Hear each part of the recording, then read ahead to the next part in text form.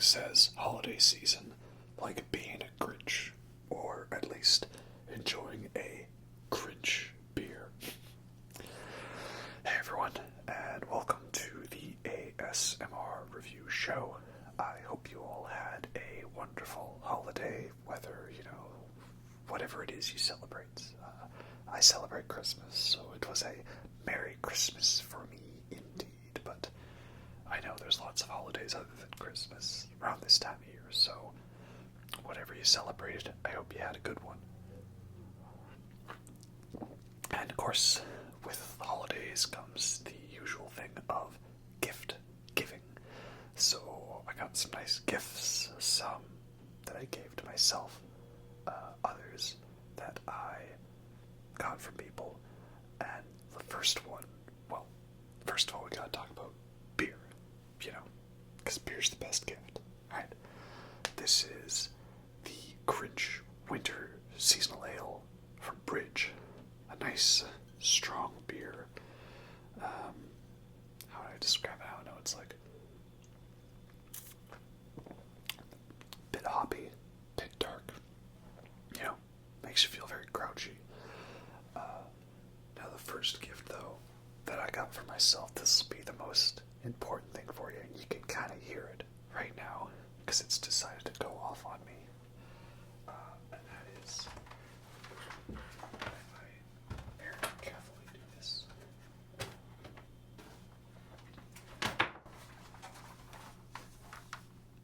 Guess who joined the PC Master Race? It's me. I just joined the PC Master Race. This is a Asus ROG Strix G17. It has RTX 3060 AMD Ryzen 7 5000 series, 8 processing core, 16 gigs RAM, 1 terabyte solid state drive.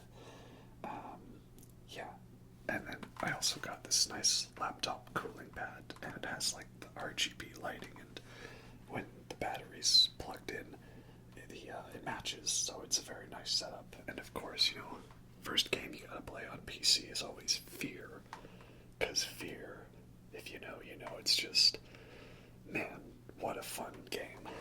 So, that's the first thing there for you. I'm just gonna plug that back in now.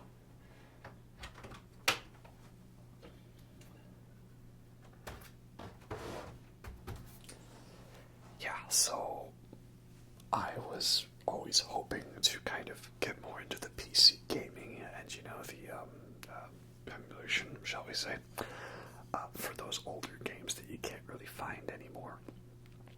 And so there's a thing I was looking for throughout the year, and that was my goal, was like, okay, gifts to myself is gonna be gaming laptop to join the PC Master Race. So that's what I have done. So I'm hoping to do more gameplay videos with that laptop. I'm not sure what games, though, I'm going to do yet. I might try some older games, or I might try some games maybe where I had them on console, but now to play a lot more smooth on PC. Fear, I think, would be a pretty fun one to do. So that's a thing I'm going to be working on. But, of course, doing the gameplay videos is a lot longer of a process than doing these normal ones. These I just grab a drink, grab some stuff, and, have at it.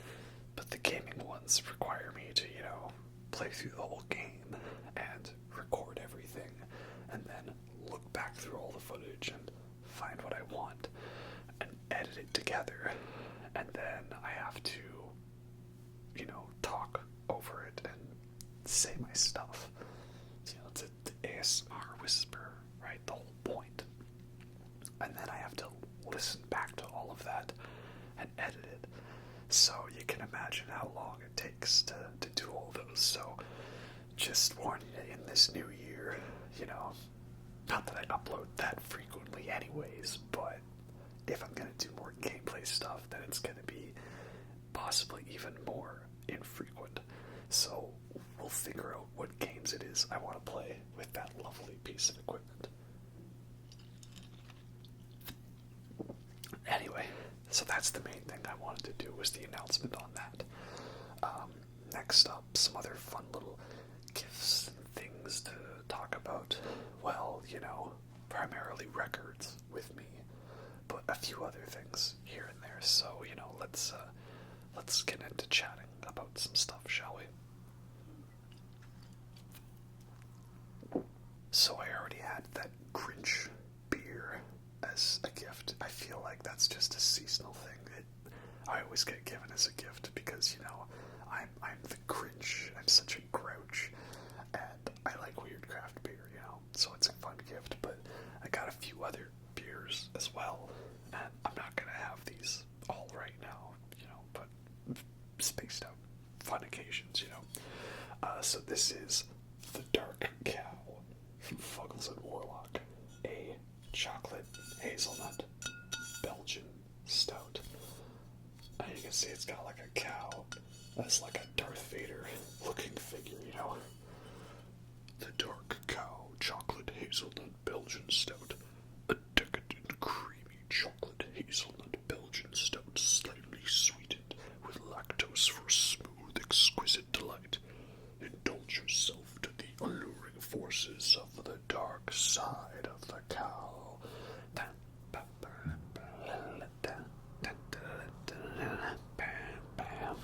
You know the rest. So yeah, this is a beer I've had before, but now I've been given it as a gift. And so yeah, that's cool. It's a nice one. And another beer I have as a gift. This is the King Goblin Imperial Ruby beer from Wickwood Brewery. So ruby beer, the king of legends, deep ruby in color with aromas of treacle, toffee, and dried fruits, brewed with a blend of the finest crystal and chocolate malts, and the addition of sovereign hops, packed full of sweet caramel, coffee, and earthily roasted malted flavors for a warming seal of approval. I don't know why I did that accent, but it's from the UK, so, But yeah, I haven't had this one before, so I'm sure this will be a very delicious one, and a strong one too. And lastly, another gift to myself on my quest to become a full, high-functioning alcoholic. Well, this is something that I had been looking for, and I didn't think I would ever just randomly find it in a store in Canada, but I did. And this is Metallica James Hetfield's Whiskey Blackened, a blend of straight whiskeys finished in black brandy casks. So, yeah, Blackened, a bold collaboration of the finest hand-selected whiskeys, an unrivaled composition of craft and creativity, bottled by Sweet Amber Distilling. And this is batch 122. So, yeah, you always gotta have, good whiskey, good bourbon, good rye, good scotch, all that sort of stuff, right?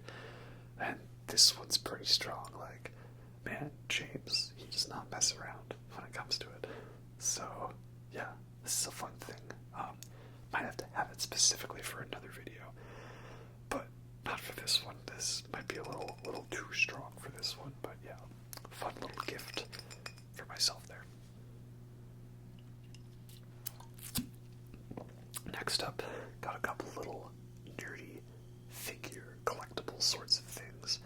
I know some people kind of cringe when they talk about those Pop Funko figures and stuff, and I'm not going out of my way to collect them, but the concept is, I'm not fully against it. It's a nice little simple gift to give to someone to kind of acknowledge, hey, I recognize that you enjoy this fandom, so here's something as a way of me demonstrating, hey, I pay attention to what you like, and I know this is something you like. If all else fails, it's kind of a figure it. But, so this is a little Pop Funko figure of Phil Collen, one of the guitar players from Def Leppard. And, of course, Def Leppard's one of my favorite bands. I love them. I don't care if they're part of that 80s hair metal glam stuff that people like to cringe on. I love them. I think they're great. And Phil Collin, I think, is a very underrated guitar player. Listen to any of their live stuff, and he really, really knows how to shred. My only critique of this figure is he's got a nice V-neck showing, but really he should be shirtless. If you've seen Def Leppard, you know that the whole thing with Phil Collin is he like always plays without a shirt, because dude is old and he is ripped. Like, that guy, I don't know what his workout routine is, but man, he's jacked, you know, like abs. Ooh, abs. Next up, we've got a couple of a pair of figures here, and so this figure I've already had, and it's of Triss from The Witcher, the video game version of Triss, you know, where she's got this lovely outfit, and she's very distinctly a redhead, and she's a pyromancer. So yeah, very lovely, detailed figure.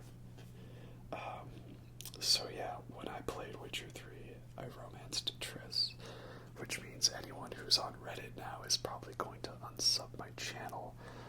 Look, I'm not saying she's the objectively best choice, okay? I picked Triss because she's a redhead. I like redheads, okay?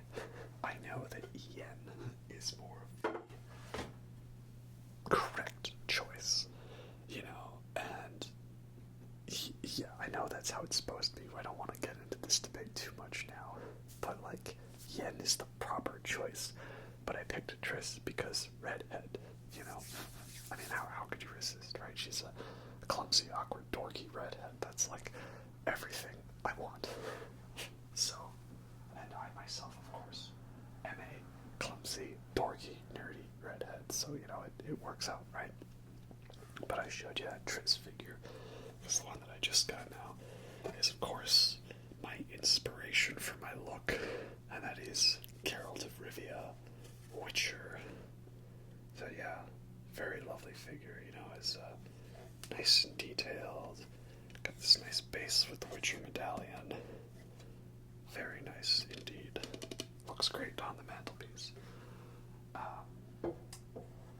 Currently, I am a good chunk of the way through season 2 of the Witcher Netflix show. I enjoyed some elements of season 1, but I felt for the end of season 1, when it started really focusing on the mages stuff and not so much on Geralt and his journey, the show kind of lost a little bit for me there. So this season so far has been a bit more focused and interesting, so, you know, we'll see if this one also nosedives in the last 2 episodes or not.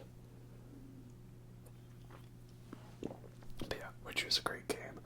I picked Triss, but that's the beauty of the game, is you can pick, and if you think one is the wrong option, then don't pick them. But we all know that objectively it's Shani's best girl, right? Or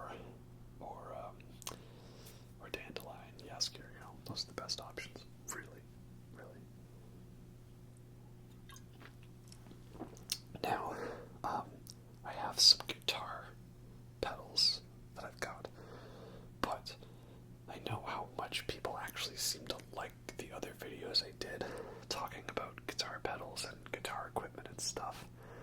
It's surprising to me, you know, I didn't think anyone was actually interested in that sort of thing. So I'm going to save those for their own video so I can go more into depth on them and specifically have it, hey, this is the video where I talk about new guitar pedals. But just, you know, that's one that I'm planning on doing eventually, at some point. Well, knowing me, the main gift that I would want is, of course, records, vinyls, all that fun stuff. So now I've got a bunch of cool new vinyls to show you. And basically I have a list of a whole bunch of ones. And, you know, if it's one that I like a couple songs on, I'm like, sure, if you find that, you can get that for me as a gift. Okay, first up, this is A Day at the Races by Queen. So, Queen, of course, one of the biggest, most well-known rock bands that there is. And of course, their main album, most people would know them for, is A Night at the Opera. So this album came after it, and it was like, the counterpoint to it. Night at the Opera, Day at the Races, and a similar style of album artwork. So, this album, I mainly know it for the songs Tie Your Mother Down, which is definitely one of Queen's heaviest songs, and Somebody to Love, probably the biggest, most well-known song off this album. Of course, it's quite a classic. And then there's other songs on here that I gotta admit I don't really know too well.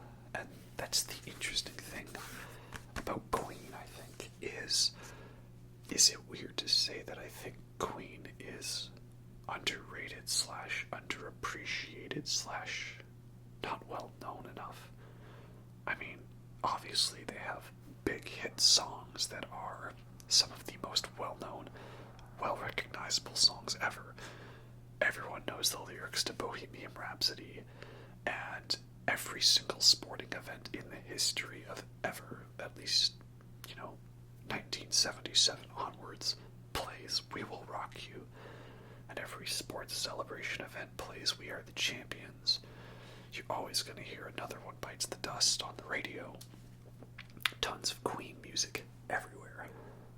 But when you look at their albums, like, each of those big songs really only accommodates like one or two tracks off the album. So, I didn't talk about anything else from side 1 or anything else from side 2. So what are all these other songs? Well, who knows?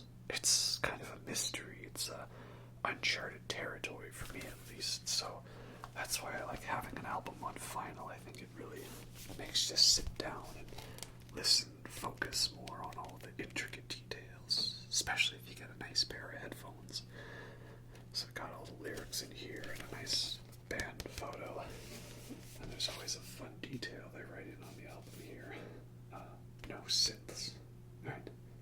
Very anti-synthesizer and very, doing it all naturally through their own means. So this is a record that I like a few songs on, and I'm looking forward to diving more into it, right? Because there's a lot of great hidden gems on every Queen album. Even A Night at the Opera, like Prophet's song, equally as crazy of a song as Bohemian Rhapsody, but not nearly as well known. So, looking forward to diving into this one. Next record I have is from another pretty big metal band, one of the OGs, and this was kind of the one where people were kind of saying they got soft in the 80s, and so then they were like, oh, you think we've gone too soft? Oh, we went too mainstream. Alright, how about we bust out the Painkiller? So yeah, this is Painkiller by Judas Priest. Man, what a fun, brutal, in-your-face album. Not brutal like death metal brutal, but just, like, look at this album cover. Is that not one of the most metal things you've seen? You got chromed, winged thing, motor, bike, dragon head, wheels that saw blades, fire, lava. I cannot comprehend the sheer awesomeness of this album. And on the back it says, as mankind hurled itself forever downwards into the bottomless pit of eternal chaos, the remnants of civilization screamed out for salvation. Redemption roared across the burning sky. The pain.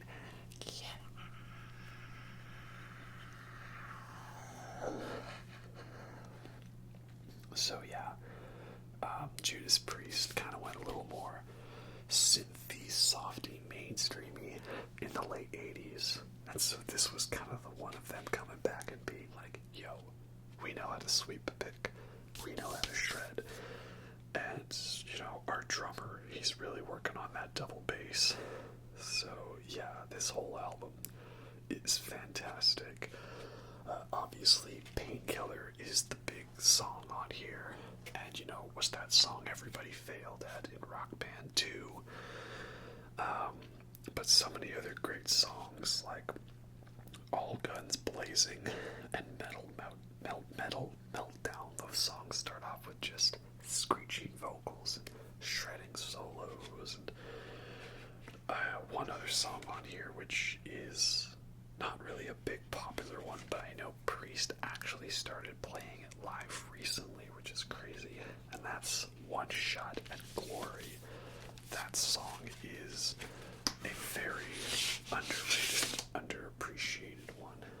And it's just like nearly 7 minutes of just power and endurance and shredding. And yeah, a very fun album. And another thing I like about the liner notes over here is they specifically designate who is doing what solo and what lead for what song. So I like that detail. It's nice being able to tell, like, who's doing what and, which solo do I like more. I think Slayer does that as well. They tell you whether it's Kerry King or Jeff Hanneman or either of them. So, yeah, this is a fun album. There's no such thing as too loud when it comes to this album. The Painkiller. So this next one is an album that came out, well, I guess it's last year now, because you're probably watching this in 2022. But, mid 2021, and I was hyped for it. I listened to it. I thought, this album's great. And then I kind of shelved it for a while. And then when I got this record, I came back to it and I was like, yeah, this album's pretty great. Because it's Fortitude by Gojira.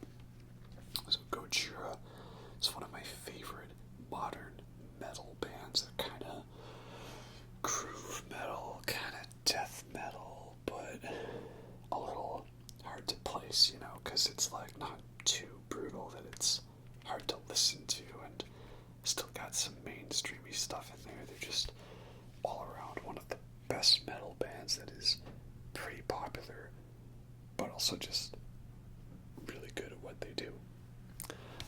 So this album, there's their most recent one. A lot of great tracks on here, like Amazonian, Another World, and Into the Storm. And it's a nice blend of the sound they had on Magma, which was 6 years in between these albums. That's pretty crazy. A nice blend of that softer sound from that album, and kind of pulling in a bit more of the old school aggression from like The Way of All Flesh and All Full Savage. I'm gonna show you the record. I don't know how well this will show up on video, but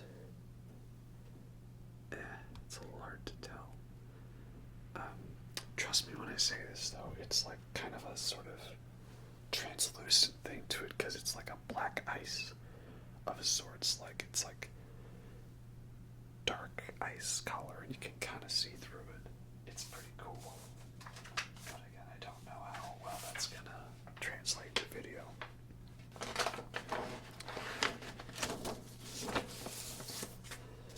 But yeah, this album is a great one. It's a fun one to have. A very good gift. And yeah, looking forward to see whatever it is Gojira wants to do in the future, because they are a really, really great band.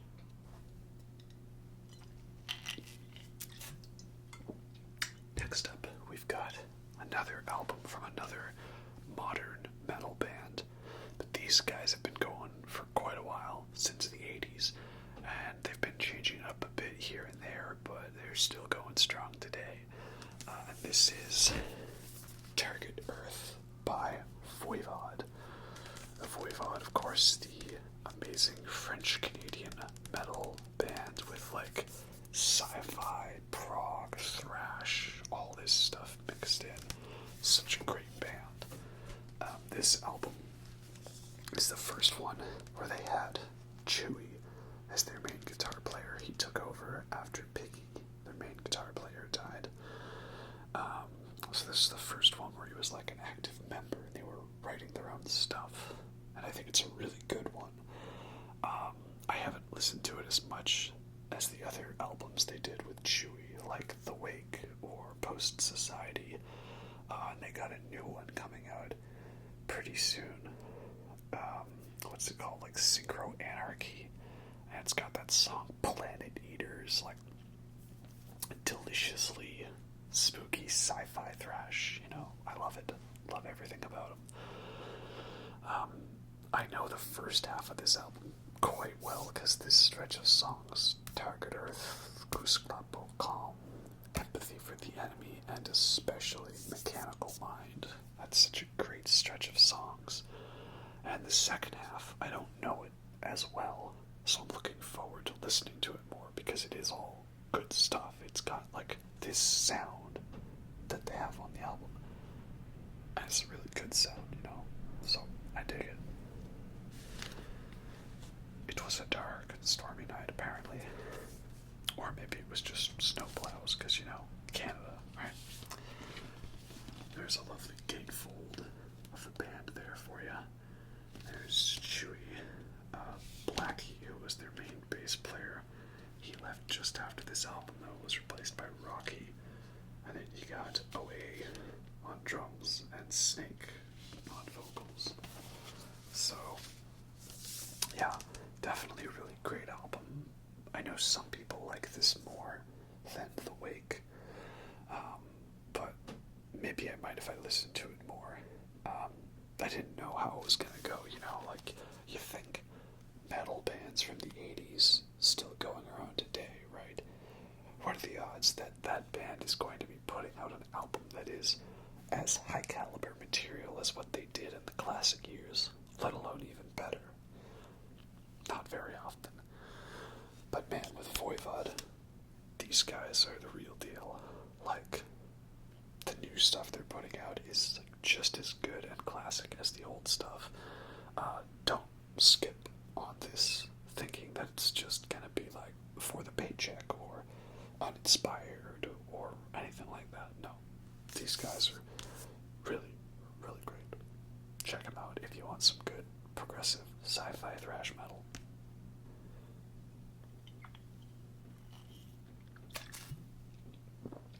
And lastly, well, I couldn't do a vinyl video without turning it into a King Gizzard video.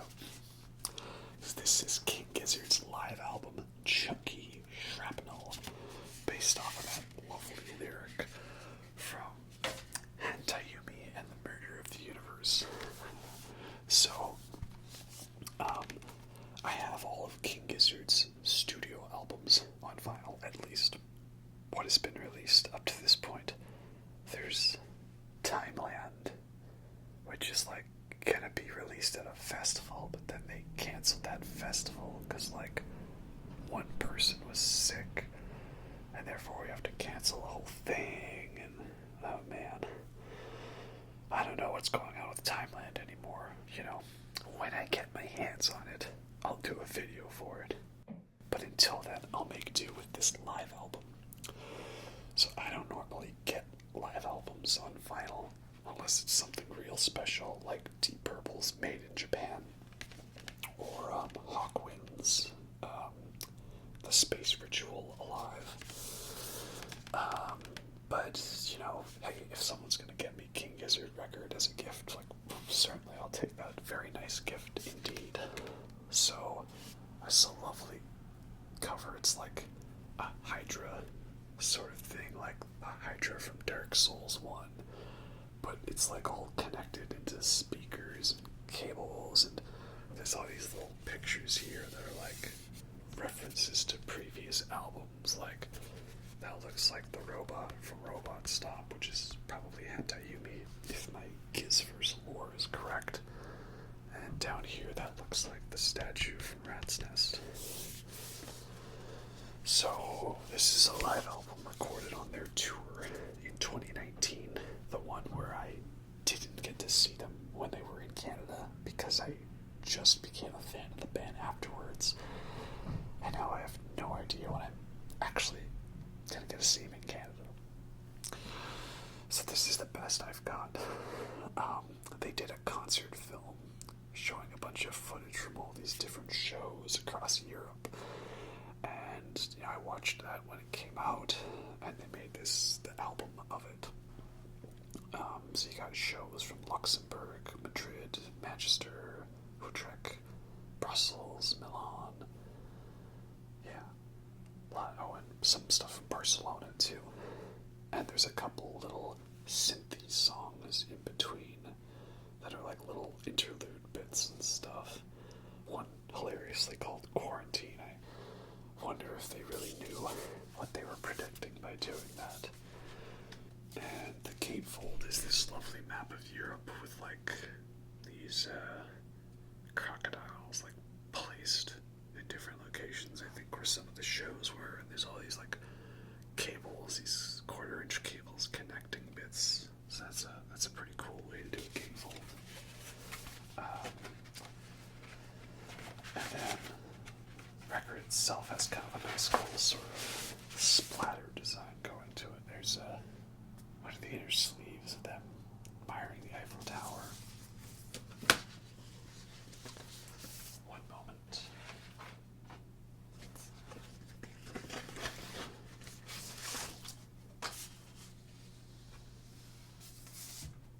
Stay. Yeah, this nice sort of splatter effect to it, and it looks really cool when it's like spinning around on your turntable. So yeah, very nice bit. And it's a very great live album. There's a lot of good performances on here, and the film itself was really cool. It was kind of like not shot like with a bunch of like cutting cameras. It was shot like with one large camera, like roaming around the stage. Really, you felt like you were like at least the 8th or 9th member of the band.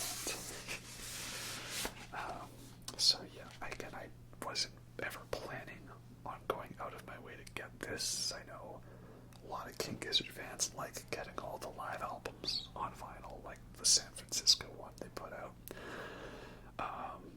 But hey, again, it's gift giving season, and it was a very nice gift, and it's a great live album. I mean, on side 1, you've got them doing a fun jam on the river, which is of course one of their most well-known songs, and then they jam that into Wah Wah, because they both have a similar 5/4 swing.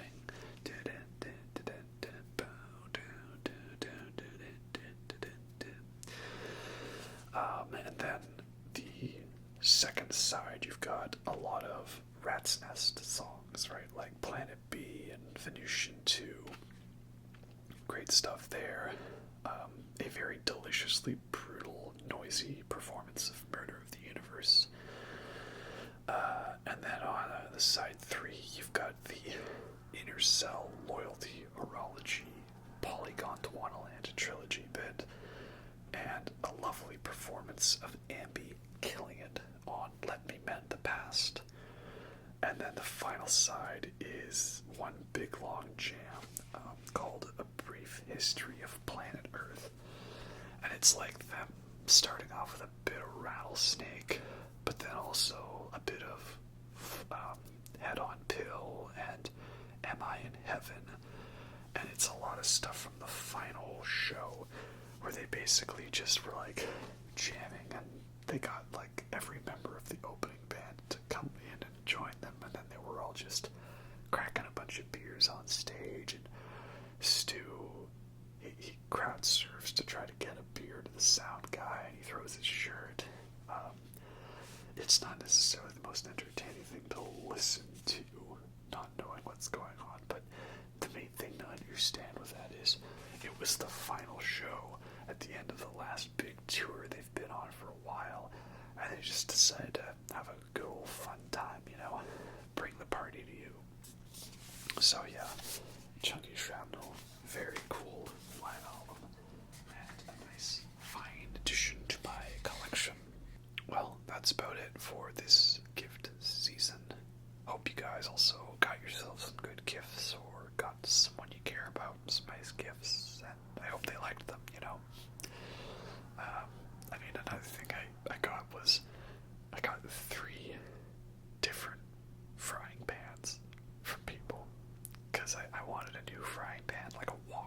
because I like making stir fry.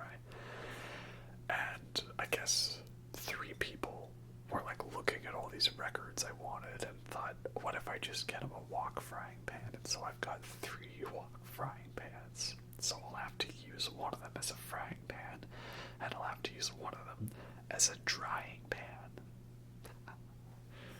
Oh well.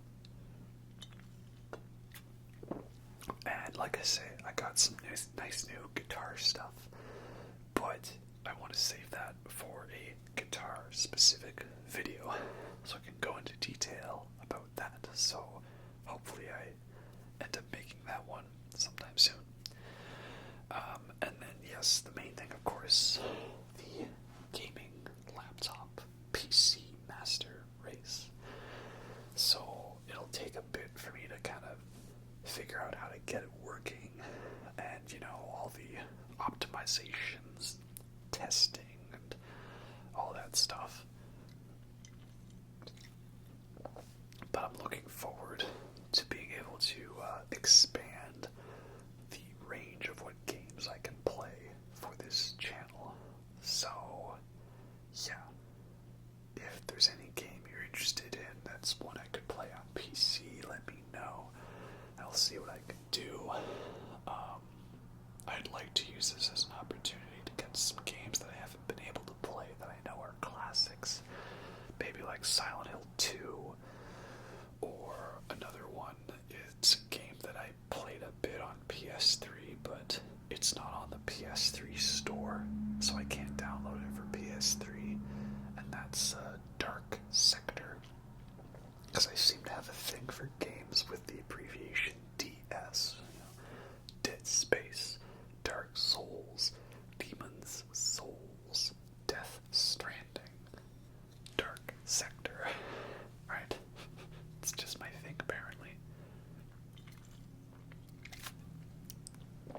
So that seems like a cool one.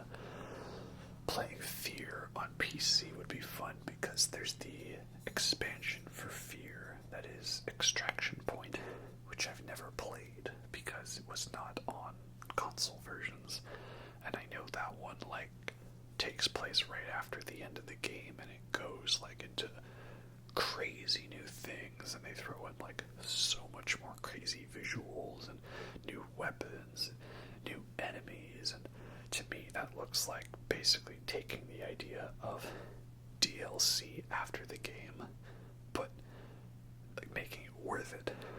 So the exact opposite of Dead Space 3 Awakened, So yeah, a whole bunch of fun options, possibilities there that I could do. Looking forward to expanding that. And I guess this video is probably going up after I've posted the Demon's Souls PS5 version. So yeah, spoiler alert, I got a PS5, so I can do games on that as well. So Elden Ring, obviously got to make a video on that, but I have no idea how many bosses are in that game. Just from the network test alone, there were so many bosses, but some of them seem to be like mini bosses, but they still do a big health bar at the bottom. Is this gonna be like Sekiro levels of bosses where there's a mini boss every 5 feet, but he's not necessarily a boss, he's a mini boss? I'm not sure. We'll have to see. So Elden Ring, I'm gonna play it when it comes out, but again, games take time to play. It's not my full-time hobby or job. So I do it when I can, but if I can't, then I can't. And it's a long process. So this is my way of saying, if you've made it this far, good things come to those who wait, and I will try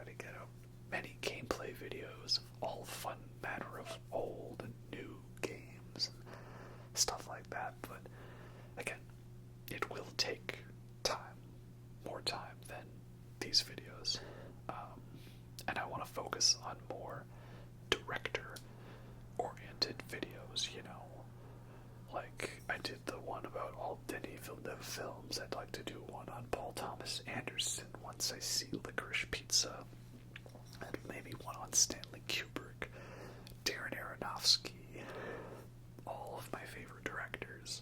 So yeah, there's a lot of ideas for videos I've got up here. It's just a matter of taking these ideas and then spreading them outwards to make them into the videos that you see and seem to enjoy, you know. Anyways, hopefully 2021 was a half-decent year for you, and here's hoping we can all do our best and do our part to work together to make 2022 a good year. Because it's not going to get good automatically. It's not how it works. You know, I'm not into talking about manifesting and stuff, but if we want things to be better, we have to work together, and we have to make active changes to try to make it better. It ain't gonna happen on its own. Anyway, so yeah, thanks all my friends and relatives for these gifts, and hopefully it was entertaining for y'all to enjoy. Let me know if you got anything cool yourself. Anyway, hope y'all enjoyed that, and I'll catch you next time.